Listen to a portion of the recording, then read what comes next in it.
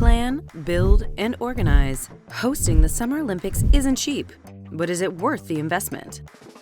Bonjour, sports fans! The Paris Olympics are said to be the biggest bash France has ever seen. But who's really going for gold and cashing in during the Olympics? But before we discuss who's making the moolah, let's talk about the curse of the Olympic Games. It's notoriously tough for host cities to see a return on their investment. Paris is expecting between 2.3 and 3.1 million visitors with Games tickets, and about 64% of them will be French.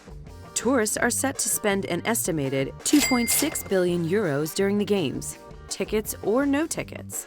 With all these tickets sold, how is it even possible not to make money? Interestingly, only 3 Summer Olympics have ever turned a profit. The Los Angeles Games in 1984 hit nearly $1 billion surplus, partly because LA was the only bidder and could use pre-existing infrastructure instead of building new ones. The 1996 Atlanta Olympics, they sold a whopping 8.32 million tickets, a record until now with Paris 2024. Those ticket sales initially accounted for 15% of the forecasted revenue, but ended up being a quarter of the total revenue. That's how Atlanta managed to turn a $10 million profit on a $1.7 billion budget. As for the 2020 Tokyo Olympics, they cost $15 billion and only made $4.5 billion in revenue. Ouch! Will Paris break the curse or join the list of host cities that didn't quite strike gold? It's a tight competition between a gold mine of ticket sales, sponsorships, and TV deals. LA and Atlanta managed to dodge the curse, while others, well, let's just say their financial gymnastics didn't stick the landing. But beyond the numbers, the Olympics have left quite a mark on host cities. Take Beijing 2008, for example. They poured over $22.5 billion into infrastructure and $11.25 billion into cleaning up the city, creating a whopping 1.8 million jobs across various sectors. But with the iconic venues like the Bird's Nest Stadium now partially converted into apartments, it's clear that not all investments panned out as planned.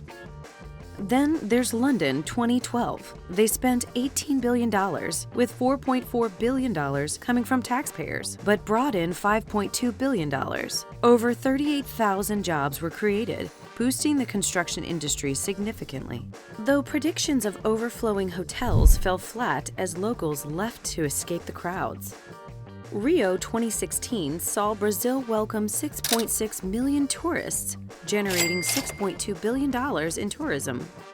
With an Olympic price tag of $20 billion, they went over budget but worked closely with small businesses, surpassing the revenue targets for local SMEs.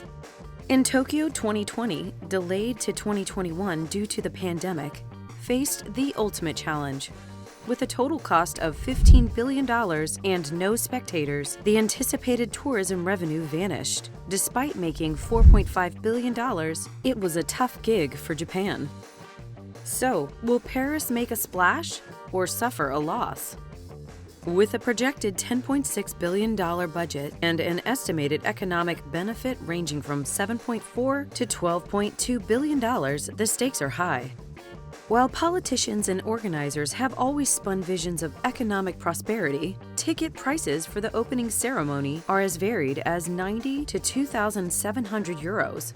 But while the City of Light prepares for its Olympic spotlight, let's dive into who's really going for gold when it comes to cashing in on the Games. We're about to reveal the 9 businesses making a splash and raking in the dough during the Olympics. Let's jump in. 1. Paris will host around 10,500 athletes, including big names like Simone Biles, LeBron James, and Steph Curry. While medals bring in modest cash reward, $37,500 for gold, the real money is in sponsorships. Take swimmer Ryan Lochte, who, with his endorsements from brands like Gatorade and Speedo, allegedly pocketed up to $4 million in London 2012. For most athletes, though, it's a bit of a rough swim to riches if they're not in the spotlight. 2. With the Olympics bringing an influx of visitors, Paris is investing a cool 349 million euros in private security firms. Between 17,000 and 22,000 security agents will be on duty each day, keeping the city safe and ensuring their own slice of the Olympic pie. 3. Transforming Paris into an Olympic playground has been a massive undertaking. With venues like Champs-Élysées for cycling and the Eiffel Tower's base for beach volleyball, construction and engineering firms and architects are rolling in the cash as they craft the most sustainable games ever. 4. Charles de Gaulle Airport and other transport hubs are bracing for a travel boom with an unexpected 300,000 passengers daily. Airlines and trains are polishing their seats and luggage racks in anticipation of a very profitable period. 5. Paris hotels are expecting a packed house with average nightly rates spiking to 522 euros and even hitting 1,033 euros on some nights. While prices are soaring, much of that revenue may not stay in Paris, as many hotels are part of international chains. 6. Airbnb is seizing its moment in Paris with listings up 40%.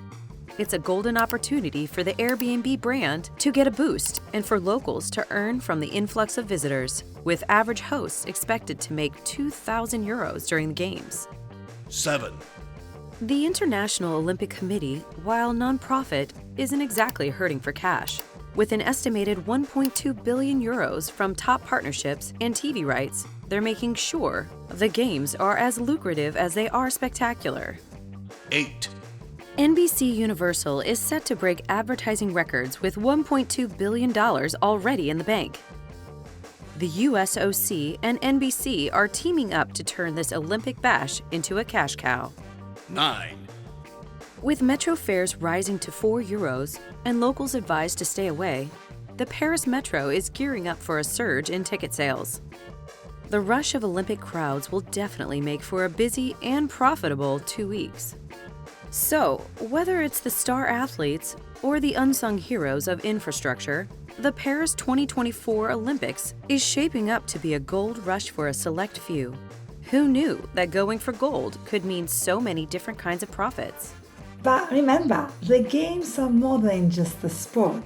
They celebrate effort, education, and fair play, inspiring us all. And au revoir from the City of Lights. The Best of Business show is brought to you by the BASA Awards. The BASA Awards exist to recognize, reward, and promote exceptional small businesses. We run 4 award programs: Best of America, Best of Australia, Best of Canada, Best of UK.